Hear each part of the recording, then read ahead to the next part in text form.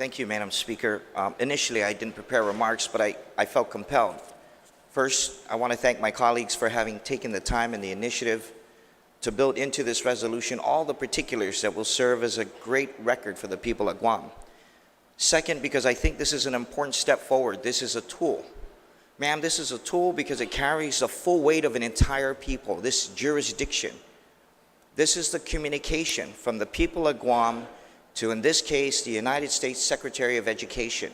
But that's just the first step. Hopefully, this tool can be also transmitted to the White House, and if it further requires, also to the United States Congress, to the respective committee with oversight. Madam Speaker, this resolution, and I hope the final redress of the high-risk status, it's achieved in the spring of 2020 as they're requiring, as they're respectfully requesting.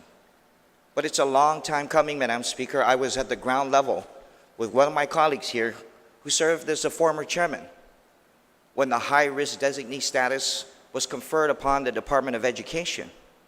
And I got to tell you, there have been a lot of men and women who contributed to the Comprehensive Corrective Action Plan when it was first drafted.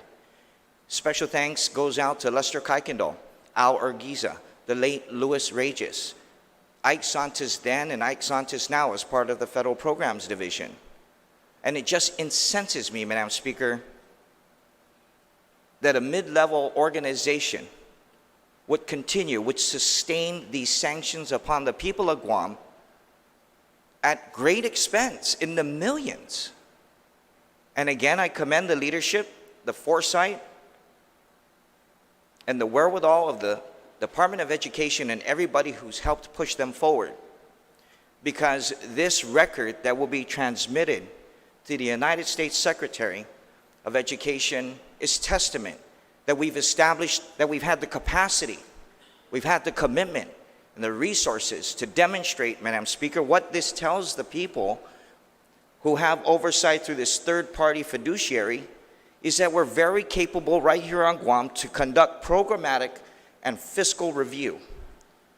You see, high-risk status at the time is basically a warning shot across the bow that if we couldn't account programmatically, meaning whatever the programs are that are being funded, at that time it was through the Consolidated Grant Title 5A, and if we couldn't account for the monies as we used them, or said we would use them, or if we couldn't account for the fixed assets, which are things like tables and computers and other types of assets that you would procure, that there would be sanctions, and sanctions did come.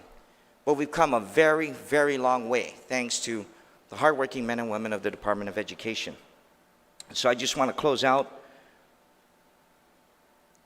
by thanking the Central Support Staff, in addition to the Federal Programs Division. And let us not forget that if it wasn't for the schools, the teachers and the program coordinators, the clerical and the professional staff who've been a big part of the compliance, the programmatic and fiscal component of the high-risk status, that we wouldn't be where we're at.